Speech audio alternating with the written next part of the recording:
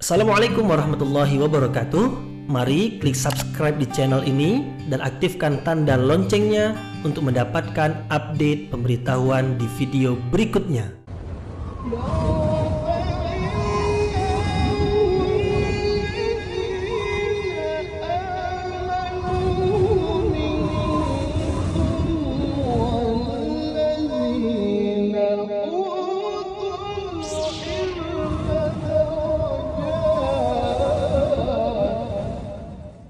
A'udzu billahi minasyaitonir rajim. Bismillahirrahmanirrahim. Assalamualaikum warahmatullahi wabarakatuh.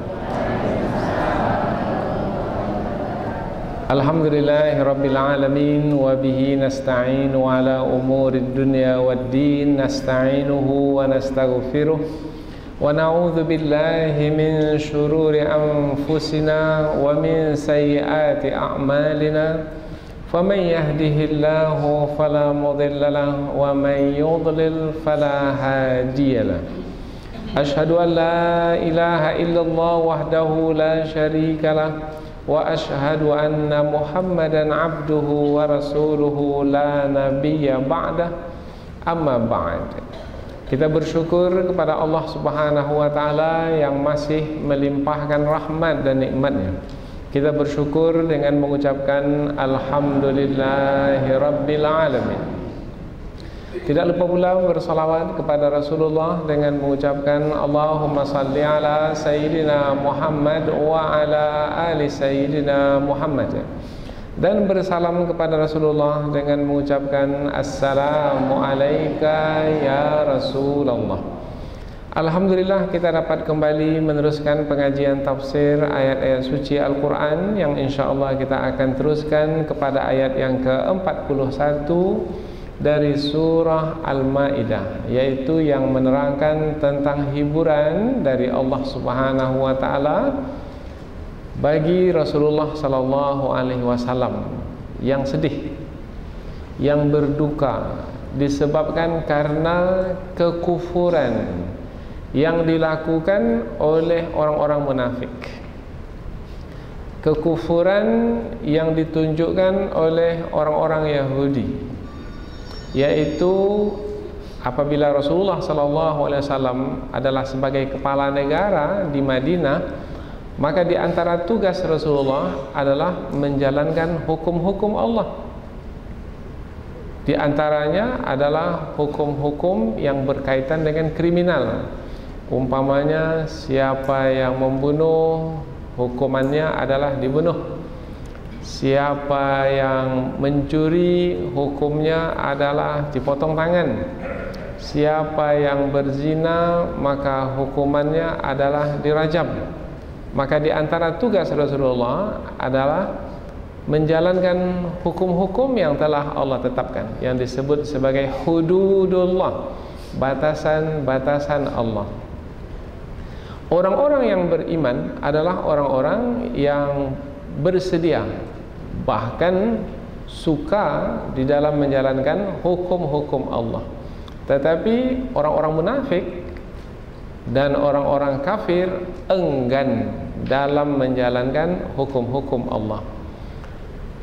Nah, Rasulullah mendapati bahwasanya orang-orang munafik yang berdiam di kota Madinah, orang-orang Yahudi yang berdiam di kota Madinah enggan menjalankan hukum-hukum Allah.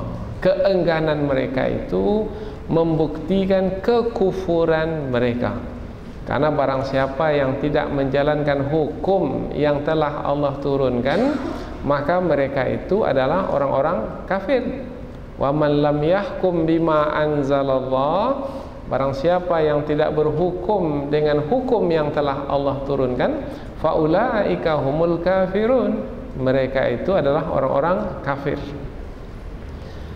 Nah, kekufuran yang dilakukan oleh orang-orang munafik dan orang-orang Yahudi yang tidak mau menjalankan hukum-hukum Allah itu membuat Rasulullah menjadi sedih, membuat Rasulullah menjadi berduka cita.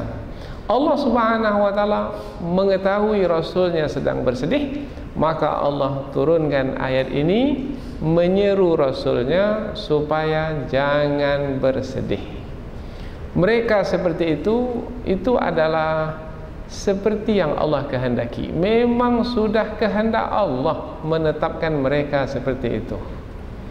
Jadi mereka memilih kesesatan itu adalah memang Allah menghendaki mereka itu memilih kesesatan, disebabkan karena Allah tidak mau memberi petunjuk kepada mereka. Apa sebab?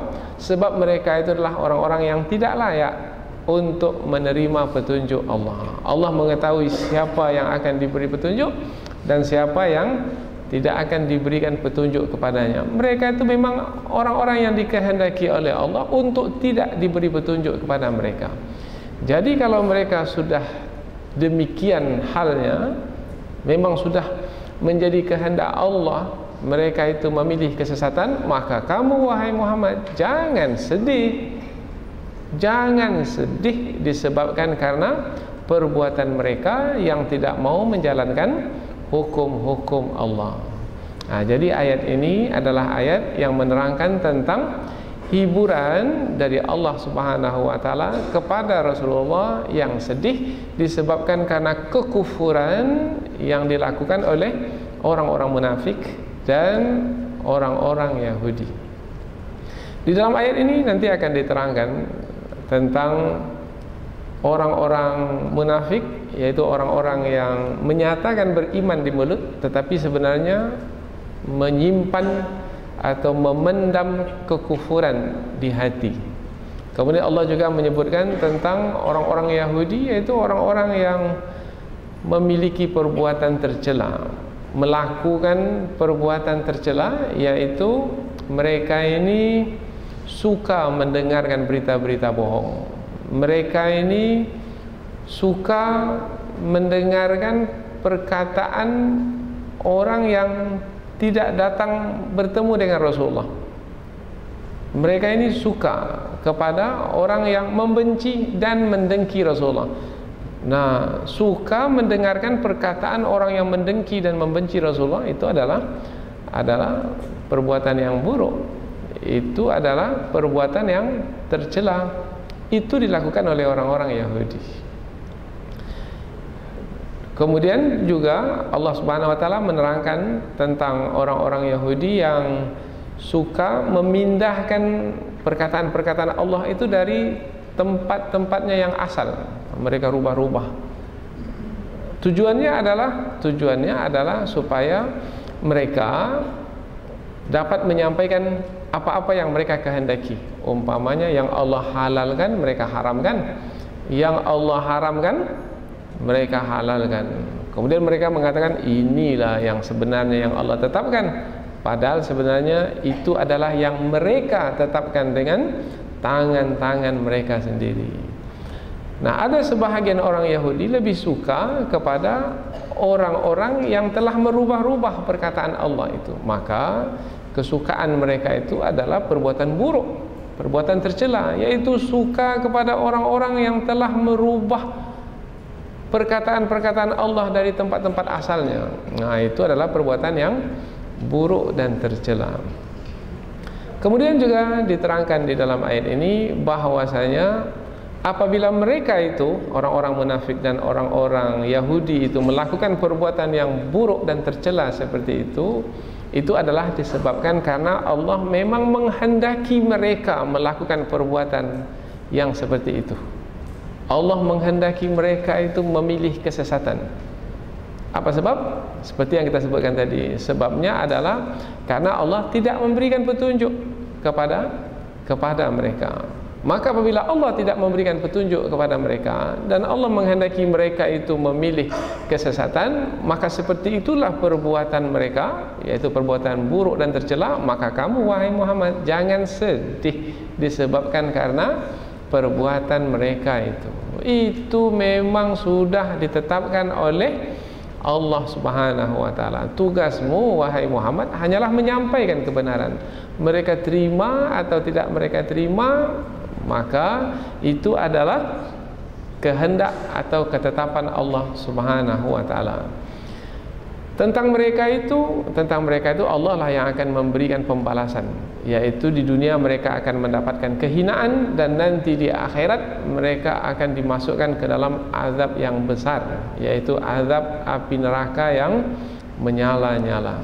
Nah, inilah ringkasan dari ayat yang akan kita pelajari ini, yaitu ayat yang menerangkan tentang perbuatan orang-orang munafik dan orang-orang kafir yang membuat Rasulullah menjadi sedih. Namun Allah menghibur Rasulnya. Hiburan dari Allah bagi Rasulullah sallallahu alaihi wasallam membuktikan bahwasanya Allah tidak membiarkan Rasulnya menjalani hidup sendiri, tidak. Tetapi Allah Subhanahu wa taala membantu Rasulnya dengan kasih sayang dari sisinya, sehingga apabila Rasul itu sedih digembirakan, apabila Rasul itu lemah dikuatkan, sehingga Rasul itu tetap di dalam pemeliharaan Allah Subhanahu wa taala. Dan Rasulullah pula apabila merasa di dalam pemeliharaan Allah, maka disitulah kebahagiaan yang dirasakan oleh baginda Rasulullah, yaitu mendapatkan pemeliharaan Allah. Allah mengetahui baginda sedang sedih, kemudian dihibur. Wah, itu sangat menyenangkan sekali, sangat menyukakan hati. Sama dengan kita, apabila kita sedih, ada saja kawan kita yang menggembirakan kita, oh senang sekali. Kita tidak menjalani hidup dengan diri kita sendiri, tapi alangkah sengsaranya kalau kita sedih, tak ada pun satu orang yang datang untuk menggembirakan kita. Tenggelamlah kita sendiri dalam kesedihan, bertambah kesedihan. Sudahlah sedih dengan kesusahan yang kita jalani, bertambah sedih karena tidak ada orang yang menggembirakan kita. Rasulullah sedih. Sedih itu memang tabiat asal manusia. Setiap manusia pasti akan bersedih. Namun Allah Subhanahu wa taala tidak membiarkan Rasulnya sedih, yaitu dengan segera menghibur Rasulnya. Maka ayat ini ayat yang menerangkan tentang kemuliaan yang Allah berikan kepada Rasulnya, yaitu berupa hiburan. Kita juga sedih. Sebaik-baik yang menghibur kita adalah Allah Subhanahu wa taala. Bagaimana supaya dapat dihibur oleh Allah? Kalau dahulu Rasulullah dihibur dengan diturunkan ayat Al-Quran kepada baginda, maka sekarang pula kita kalau mau dihibur oleh Allah Subhanahu wa taala, baca ayat Al-Quran. Karena ayat Al-Quran telah sempurna turunnya, tak ada lagi yang diturunkan. Maka untuk menghilangkan kesedihan, untuk mendapatkan hiburan, maka bacalah ayat-ayat Al-Quran. Dengan membaca ayat Al-Quran, maka kita bersama dengan Allah. Dan apabila bersama dengan Allah, Allah tidak akan meninggalkan hamba yang sudah bersama dengannya. Tidak akan. Jadi peluang ada di hadapan untuk bersama dengan Allah, yaitu baca saja ayat Al-Quran. Inilah dia ayat yang ke-41 yang akan kita pelajari dalam kesempatan ini. Dan apa kaitannya dengan ayat sebelum ini? Oh, nampak sekali, jelas sekali, yaitu apabila ayat-ayat sebelum ini menerangkan tentang hukum-hukum Allah, yaitu berkaitan dengan umpamanya hukuman yang akan dikenakan kepada orang yang menyamun, umpamanya sudah diterangkan sebelum ini. Hukuman yang dikenakan ke atas orang yang mencuri sudah disebutkan sebelum ini. Apabila Allah telah menetapkan hukum dan sudah menetapkan hukuman ke atas orang yang melakukan pelanggaran atau jenayah atau kriminal, maka adalah tugas kita, kewajiban kita sebagai orang-orang beriman untuk menjalankannya. Tetapi ada di sana orang-orang kafir yang tidak mau menjalankannya. Kalau ada di sana orang kafir yang tidak mau menjalankannya, maka jangan membuat hati kita menjadi sedih. Apa sebab? Sebab memang Allah telah menghendaki mereka memilih kesesatan. Karena mereka memilih kesesatan, maka mereka akan menanggung akibatnya.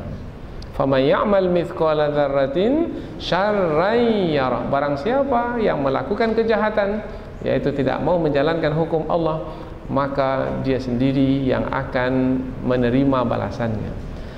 Wala taziru waziratu wizra ukhra. Siapa yang berdosa, dia yang akan menanggung akibatnya. Inilah dia ayat yang ke-41, dan kita akan membacanya terlebih dahulu. Setelah itu barulah kita terjemahkan, dan kemudian barulah nanti kita akan tafsirkan dengan lebih terperinci. Allah Subhanahu wa taala berfirman, A'udzu billahi minasyaitonir rajim. Bismillahirrahmanirrahim. Ya ayyuhar rasul, la yahzunka alladhina yusari'una fil kufr minal ladzina qalu amanna bi afwahihim wa lam tu'min qulubuhum wa minal ladzina hadu samma'una lil kadhibi samma'una liqaumin akharina lam ya'tuk yuharrifunal kalima min ba'di mawadhi'i yaquluna in utitum hadza fakhudhuhu wa illam tu'tauhu fahdharu wa man yuridillahu fitnatahu falan tamlika lahu minallahi syai'a ulaika alladhina lam yuridillahu an yutahhira qulubahum lahum fid dunya khizyun wa lahum fil akhirati adzabun azim. Allah berfirman, ya ayyuhar rasul, wahai rasul. Seruan Allah kepada Rasulullah Nabi Muhammad sallallahu alaihi wasallam. La yahzunka, jangan membuatmu sedih, alladzina yusari'una fil kufr, orang-orang yang bersegera di dalam melakukan kekufuran. Minalladzina qalu, yaitu dari orang-orang yang berkata, amanna bi afwahihim, kami telah beriman dengan mulut-mulut mereka. Mereka berkata, walam tu'min qulubuhum, akan tetapi mereka itu tidak beriman di dalam hati mereka.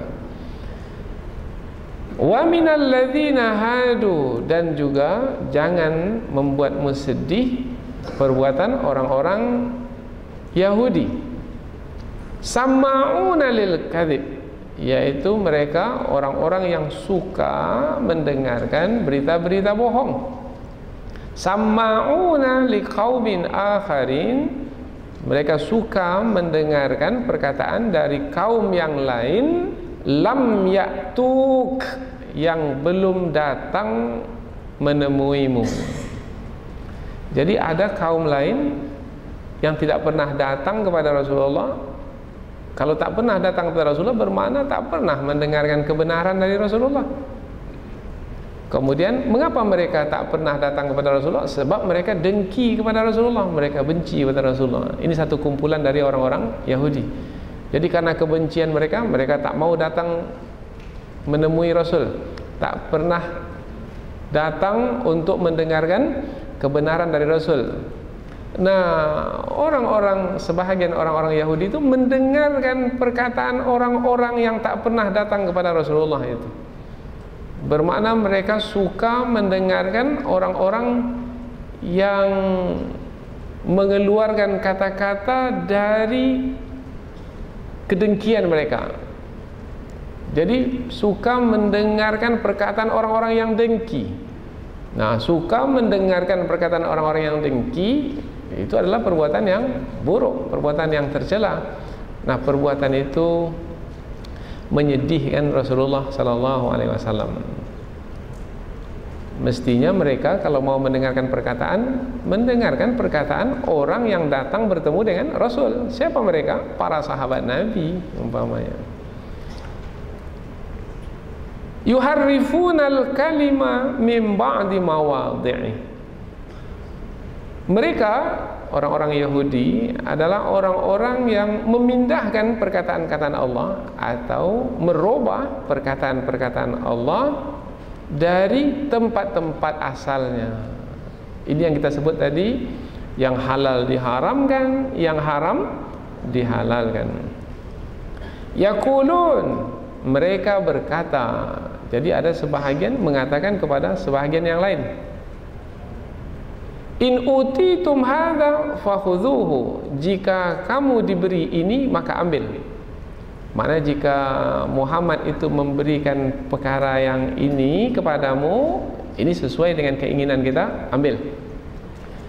Wa illam tu'tauhu fahdharu, jika kamu tidak diberikan oleh Muhammad itu perkara yang diinginkan, maka jangan ambil, hati-hati dari perkataannya.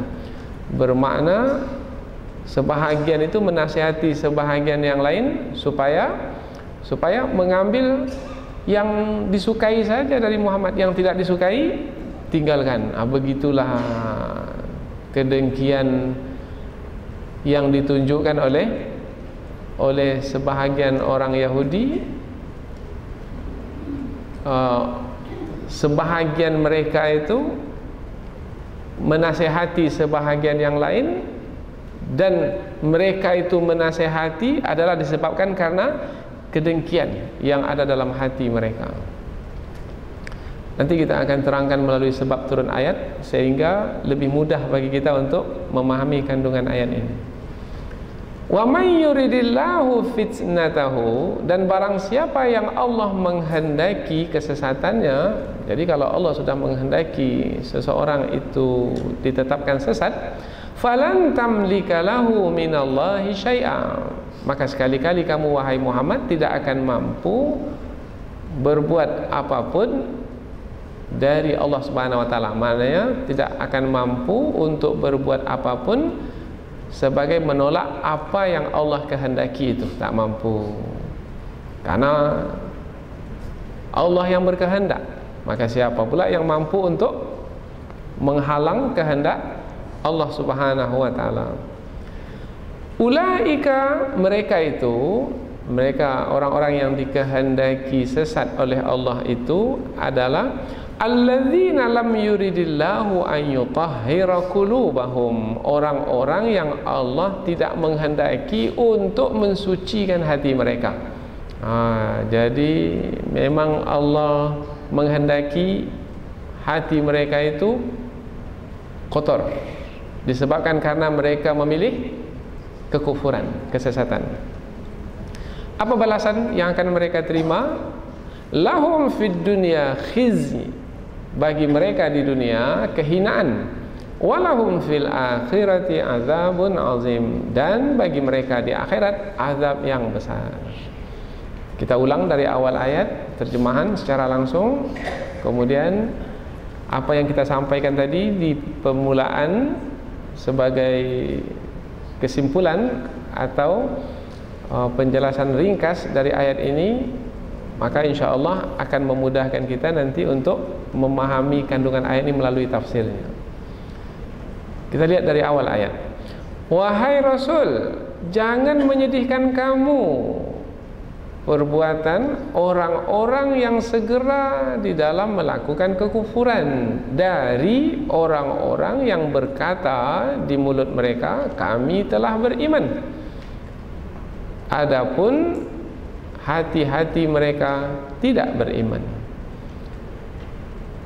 Dan juga jangan menyedihkanmu wahai Muhammad perbuatan dari orang-orang Yahudi, yaitu yang suka mendengarkan berita-berita dusta atau berita-berita bohong. Mereka itu suka mendengarkan perkataan-perkataan dari kaum yang lain yang tak pernah datang menemuimu. Jangan menyedihkanmu perbuatan mereka itu. Orang-orang Yahudi itu, di antara perbuatan mereka yang tercela dan jangan menyedihkanmu adalah mereka itu merubah perkataan-perkataan Allah dari tempat-tempatnya yang asal.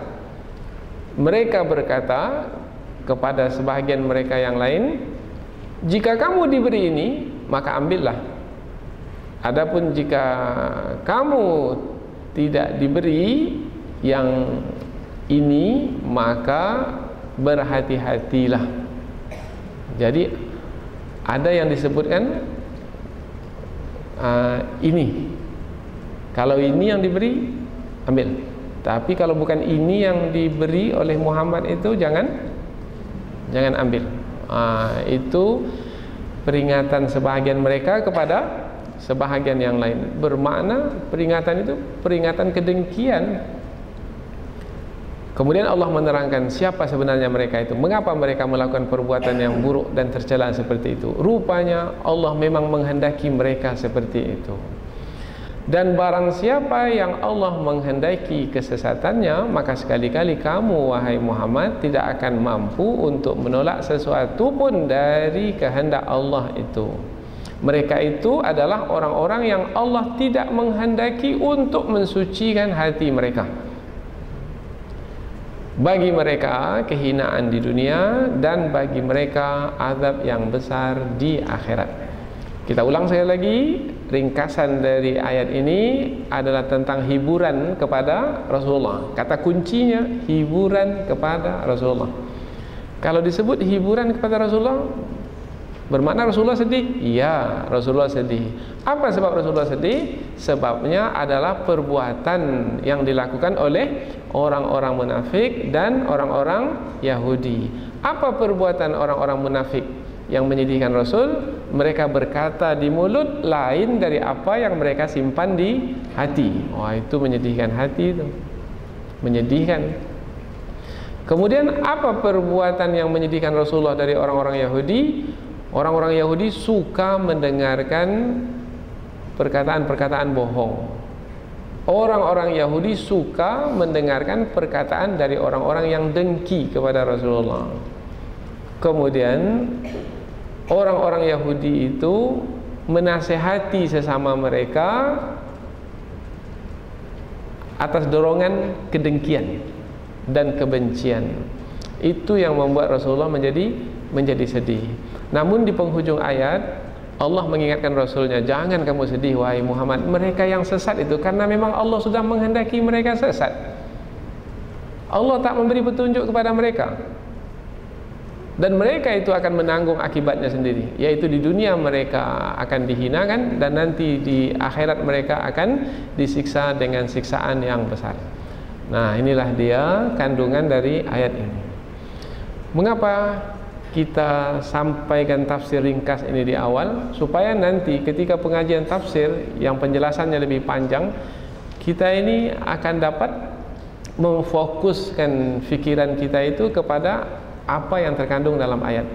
Sebab kalau kita tidak sebut tafsir ringkas ini, maka nanti kita tidak dapat berkonsentrasi tentang pokok utama dari ayat ini. Maka setiap ayat itu ada pokok utamanya, dan ketika kita menafsirkannya jangan menjauh dari pokok utama itu. Selalu melihat pokok utama itu, memperhatikan pokok utama itu. Kalau dalam bahasa Indonesia namanya fikiran utama, atau yang menjadi poin di dalam ayat itu. Jadi satu kata kunci di sini yaitu hiburan.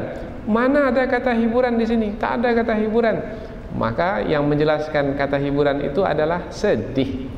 Ada kata sedih di sini. Rasulullah sedih, kemudian Allah menyuruh Rasulnya jangan sedih.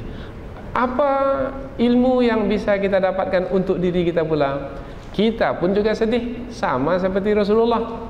Berbagai macam sebab kita itu sedih. Tapi jangan risau. Kalau Rasulullah dahulu sedih, Allah menggembirakan, maka kalau kita sedih sekarang pun Allah juga akan menggembirakan. Tapi dengan syarat, Rasulullah dahulu digembirakan oleh Allah karena Rasulullah bersama Allah. Maka syaratnya untuk digembirakan pula oleh Allah, mendapat hiburan dari Allah, bersama pula lah dengan Allah Subhanahu wa ta'ala. Bagaimana bersama dengan Allah? Itu panjang lagi pembahasannya nanti. Pengajian yang lain bersama dengan Allah, baca Al-Quran, berzikir, berdoa, salat dan lain sebagainya. Itu adalah usaha-usaha untuk bersama dengan Allah Subhanahu wa taala. Sekarang kita pindah ke tafsir ayat. Ayat ini berbentuk seruan. Yang menyeru adalah Allah. Yang diseru adalah Nabi Muhammad sallallahu alaihi wasallam. Ya ayyuhar rasul, wahai rasul. Yang menyeru Allah, yang diseru Rasul. Apabila diseru oleh Allah, ia adalah suatu kemuliaan. Allah menyeru. Di dalam ayat ini pula Nabi Muhammad diseru oleh Allah dengan panggilan Rasul. Ada kalanya Allah menyeru Rasul, ya ayyuhan nabi. Allah menggunakan perkataan Nabi, wahai Nabi. Tapi dalam ayat ini Allah menggunakan kata Rasul, ya ayyuhar rasul, wahai Rasul. Nah, kalau disebut Rasul, Rasul itu adalah utusan Allah, yaitu yang menerima wahyu dari Allah, kemudian menyampaikan wahyu tersebut kepada manusia. Rasul adalah yang menyampaikan kebenaran yang diterima dari Allah, menyampaikannya kepada manusia. Jadi ketika Allah menyeru Rasul, wahai Rasul, maknanya wahai hambaku yang telah kupilih menjadi Rasul, yang tugasmu adalah menerima wahyu dariku, menerima kebenaran dariku dan menyampaikannya. Tugasmu wahai Rasulku hanyalah menyampaikan. Kemudian orang yang menerima wahyu itu, orang yang kamu sampaikan wahyu kepada mereka itu, orang-orang yang kamu sampaikan wahyu kepada mereka itu tidak mau menerima wahyu tersebut, tidak mau percaya kepada Rasul tersebut, maka itu bukan tugasmu lagi wahai Rasulku. Itu adalah tugasku. Aku memberi petunjuk kepada mereka, maka mereka akan mempercayai kebenaran yang kamu sampaikan, wahyu yang kamu bacakan kepada mereka. Tetapi apabila aku tidak memberi petunjuk kepada mereka, maka mereka adalah orang-orang yang ku kehendaki tetap di dalam kesesatan. Tugasmu wahai Rasulku hanyalah menyampaikan. Kemudian apa yang berlaku pada orang-orang yang kamu sampaikan wahyu kepada mereka, jangan sekali-kali membuatmu menjadi sedih. Sebab tugasmu sudah selesai. Tugasmu sebagai Rasul, wahai Rasul, ini Allah menyeru, wahai Rasul, tugasmu wahai Rasul sebagai Rasul adalah menyampaikan. Bagaimana sikap mereka terhadapmu, itu bukan urusanmu lagi. Dan kalau mereka menolakmu, membencimu, mendengkimu dan melakukan kekufuran, tidak mau menerima kebenaran, maka jangan menyedihkanmu, sebab kamu tidak melakukan kesalahan apa-apa.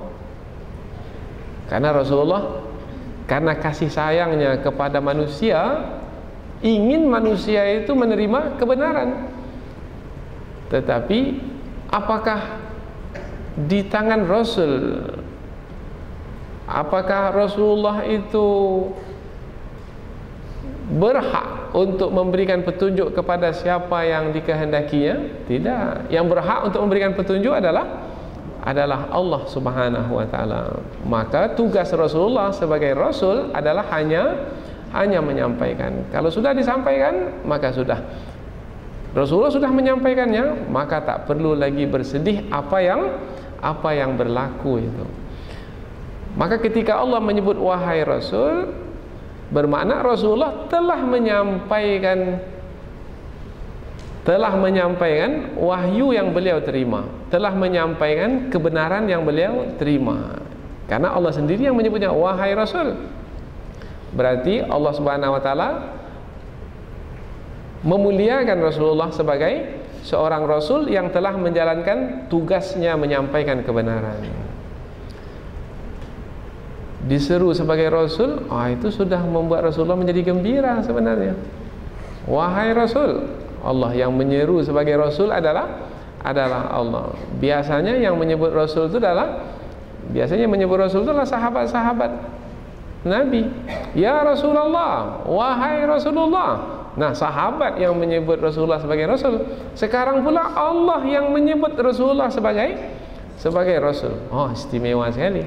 Maka dalam kajian tafsir, penyebutan perkataan Rasul ini adalah takriman wa tasyrifan lin Nabi sallallahu alaihi wasallam, yaitu untuk memuliakan, untuk mengagungkan Rasulullah sallallahu alaihi wasallam. Ya ayuhar Rasul, la yahzunka, jangan membuatmu sedih.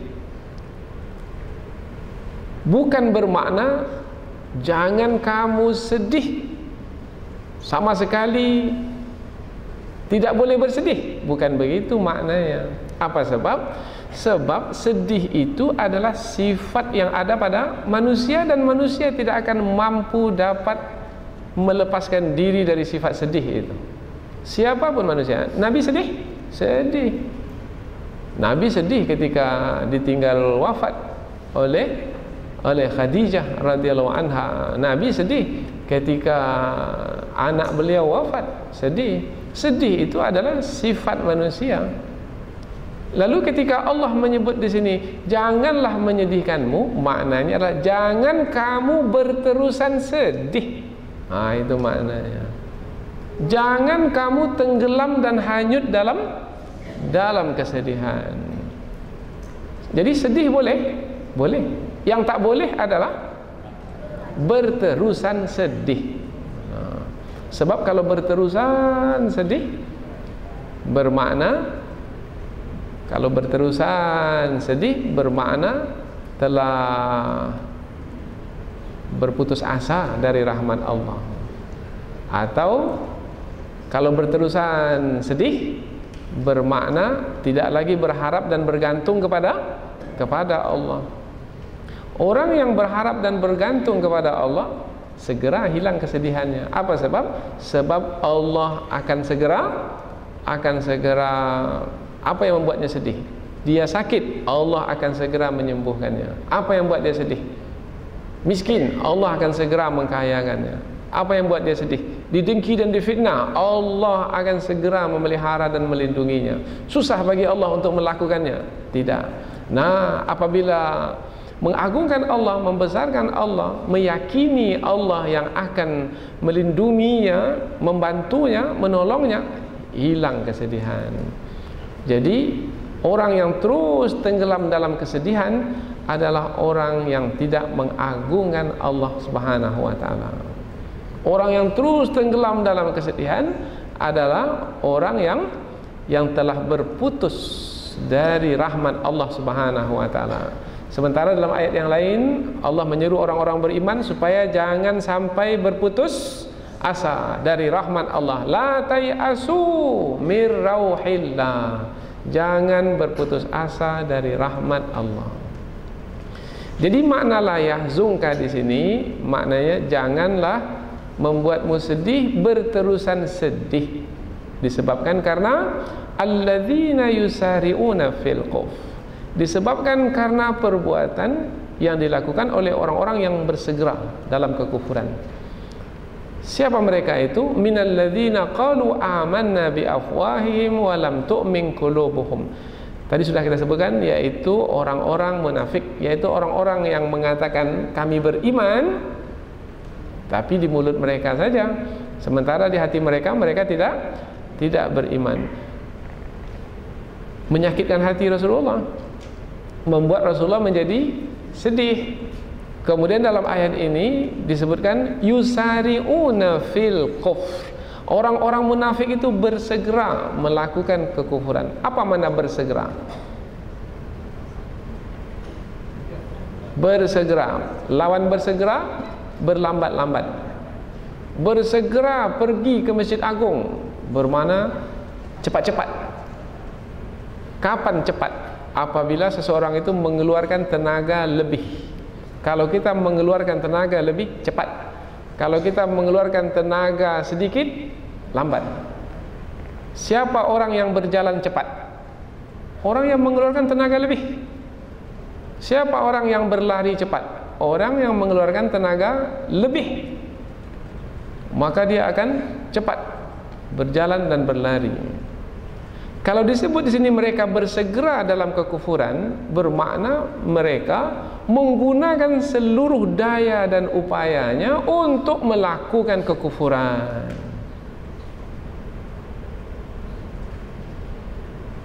Kalau orang yang lambat, maka dia mungkin akan melakukan satu perbuatan dalam 1 jam. Contoh ini. Tetapi kalau orang yang melakukan dengan cepat, maka dia bisa melakukan 5 perbuatan dalam 1 jam. Yang cepat 5 perbuatan 1 jam. Yang lambat 1 perbuatan 1 jam. Bermakna kalau mereka bersegera atau cepat di dalam melakukan kekufuran, bermakna banyak perbuatan kufur yang mereka lakukan dalam waktu yang singkat. Bermakna mereka ini sangat tercela sekali, dan itu yang membuat Rasulullah sedih. Jadi dalam 1 hari itu mendengki iya, berbohong iya, tak menepati janji iya, kemudian menebar fitnah iya, banyak sekali perbuatan buruk yang mereka lakukan karena mereka bersegera dalam melakukan kekufuran.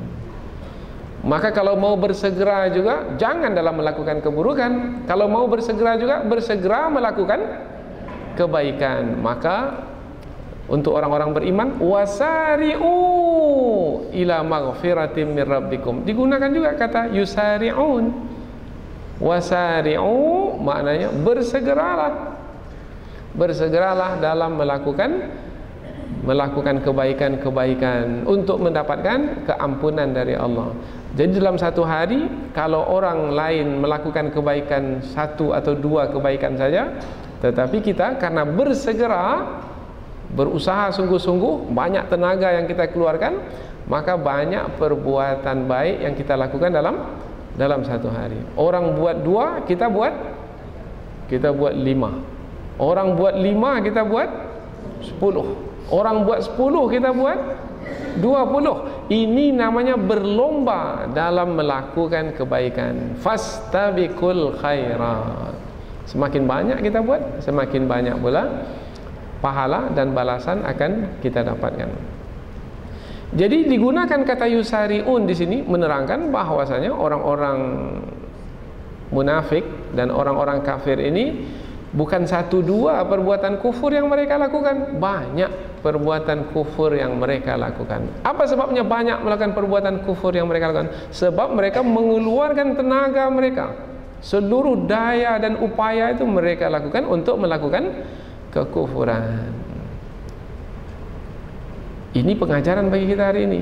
Rupanya orang-orang yang mendengki kita dari kalangan orang-orang munafik dan orang-orang kafir dari kalangan orang Yahudi, mereka itu bukan melakukan kekufuran 1-2 untuk mendengki kita. Tidak, mereka akan melakukan perbuatan sebanyak-banyaknya. Bahkan mereka mungkin tak tidur siang dan malam untuk memikirkan apa yang akan dilakukan supaya orang-orang beriman itu menjadi sedih, menjadi putus asa. Bahkan mereka ingin orang-orang beriman itu celaka dan binasa. Ini pengajaran bagi kita. Jadi kalau kita ini bermalas-malas sementara musuh itu bersungguh-sungguh, maka kalahlah kita. Mau menang, kalau mereka bersungguh-sungguh, maka kita pula bersungguh-sungguh. Mereka bersegera melakukan keburukan, kita bersegera melakukan kebaikan. Mereka bersegera melakukan ketaatan, kita bersegera melakukan. Mereka bersegera melakukan kemaksiatan, kita bersegera melakukan ketaatan. Baik, berikutnya lagi. Sudah disebutkan kelompok pertama yang menyedihkan Rasulullah, yaitu orang-orang munafik. Sekarang kelompok yang kedua pula. Wa minal ladzina hadu, dan dari orang-orang Yahudi. Ini juga menyedihkan Rasulullah. Karena perbuatan-perbuatan mereka itu perbuatan-perbuatan yang buruk dan tercela. Apa saja perbuatan mereka yang buruk dan tercela? Pertama adalah samma'una lil kadzib. Mereka itu suka betul mendengarkan berita-berita bohong. Itu menyedihkan Rasul.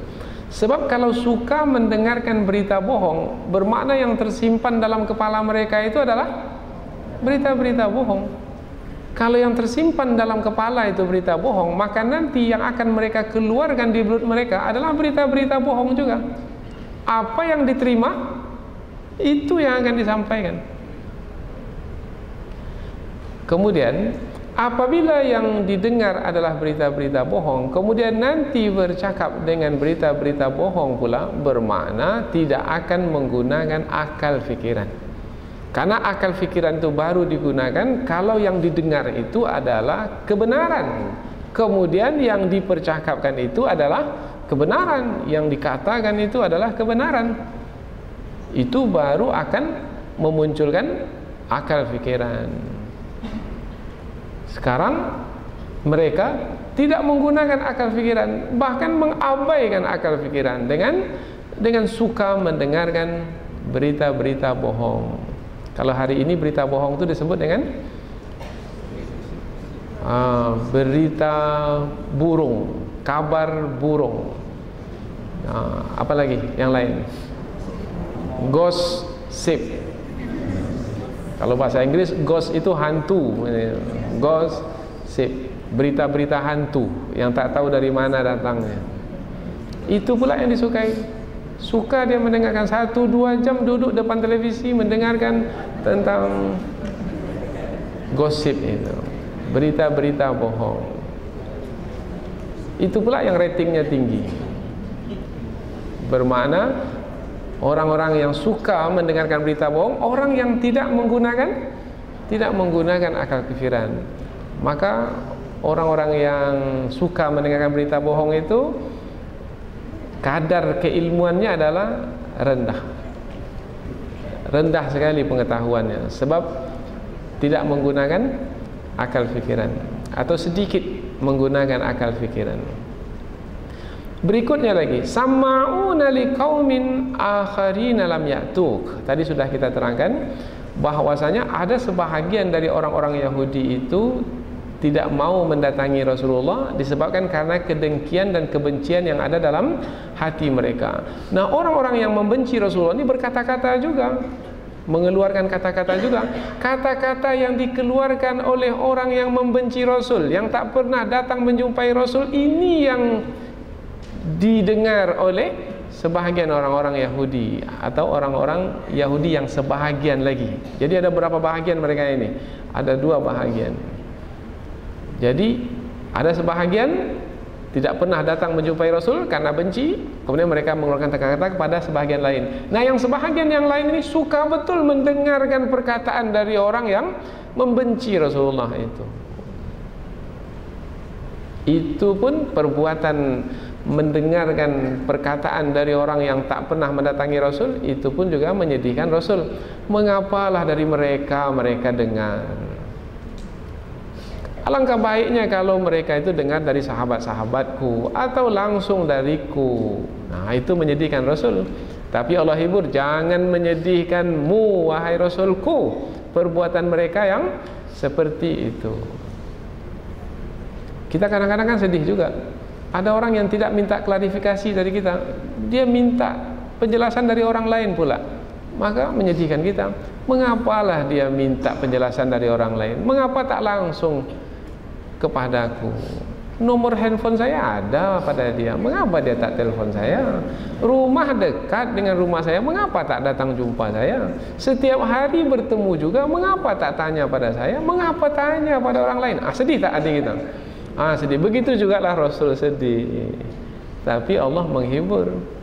Maka kita pun jangan sedih, jangan terus sedih. Hibur. Memang Allah sudah menetapkan demikian.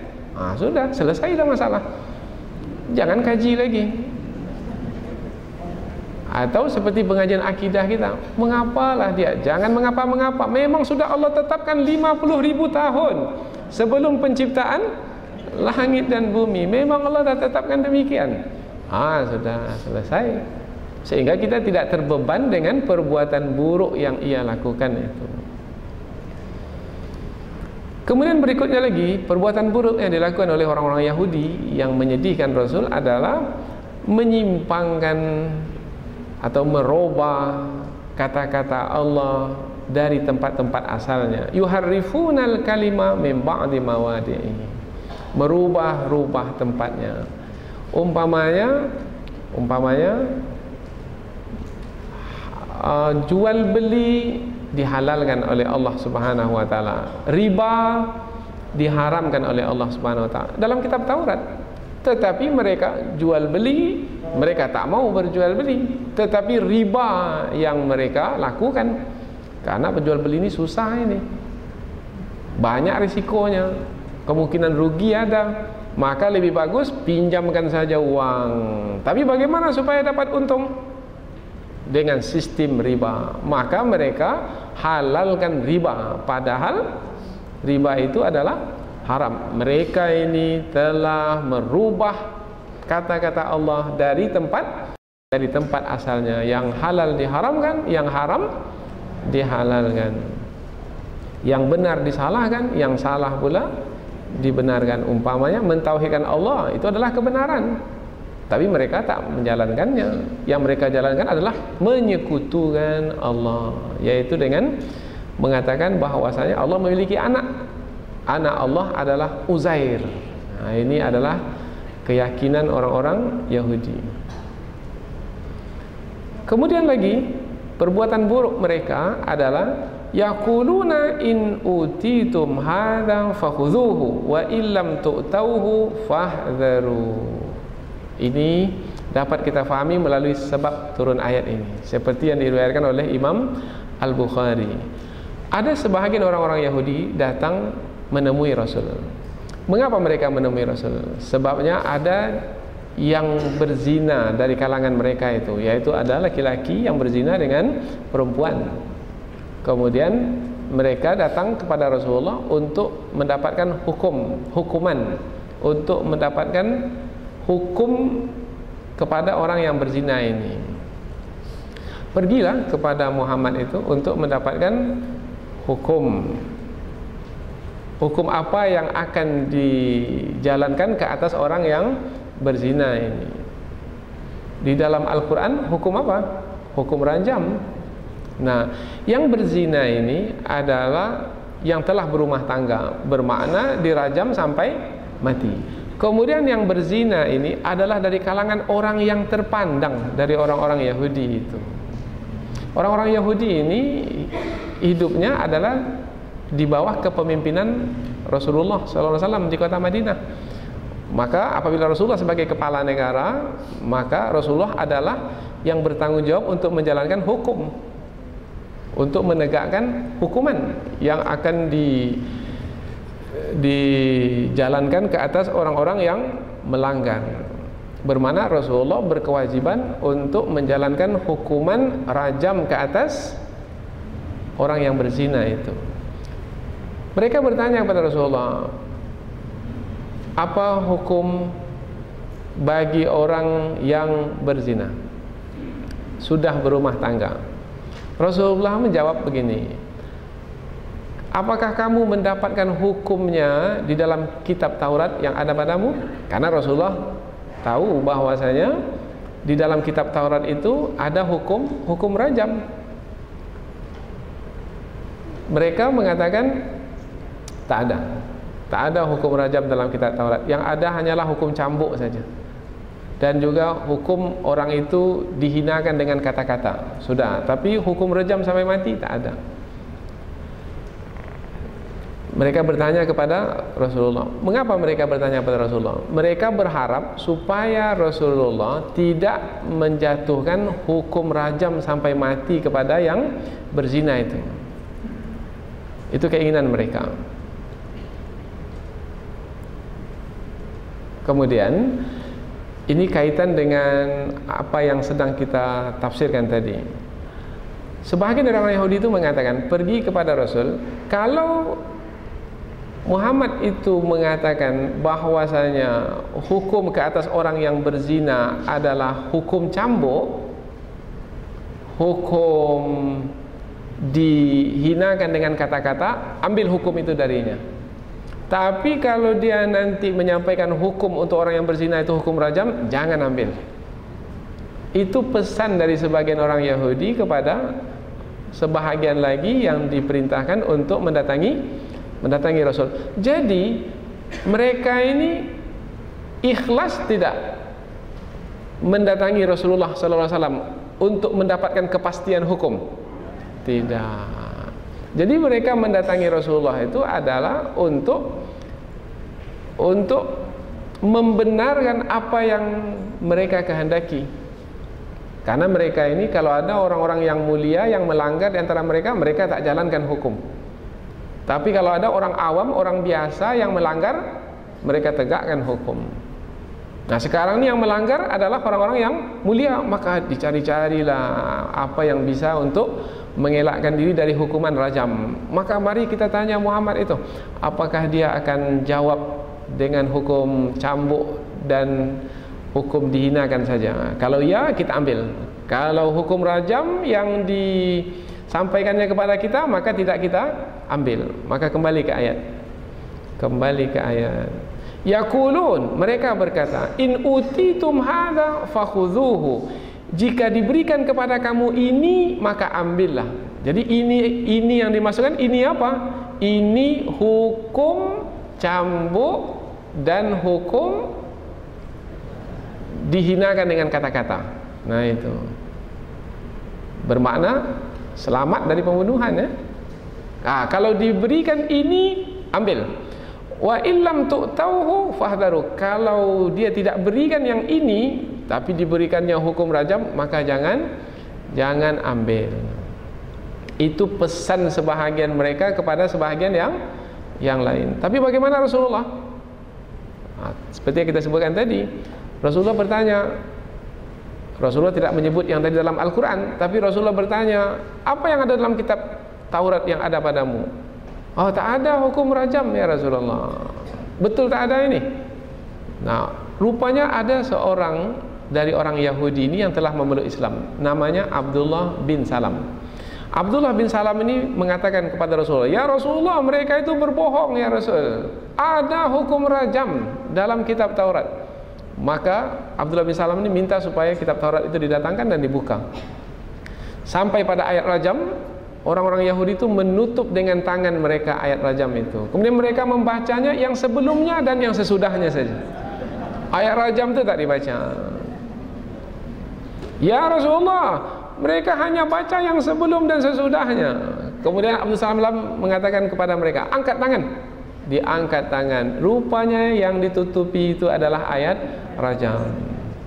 Kemudian Rasulullah pun memerintahkan kepada sahabat untuk merajam laki-laki dan perempuan yang berzina dari kalangan orang-orang mulia dari orang Yahudi itu, dirajam sampai mati. Ini dia ayat. Apa yang buat Rasulullah sedih? Yang buat Rasulullah sedih adalah mengapa mereka itu melakukan perbuatan yang tercela itu sehingga enggan untuk menjalankan hukum yang telah Allah tetapkan. Lanjutan ayat ini lebih mudah untuk memahaminya. Wa may yuridillahu fitnatahu, dan barang siapa yang Allah menghendaki kesesatannya, kalau memang Allah telah menetapkannya sesat, falan tamlika lahu minallahi syai'a, maka sekali-kali kamu wahai Muhammad tidak akan mampu untuk menolak dari Allah dengan sesuatu apapun. Tidak mampu menolak sesuatu apapun dari kehendak Allah Subhanahu wa taala. Nah, demikianlah susunan yang lebih mudah untuk difahami.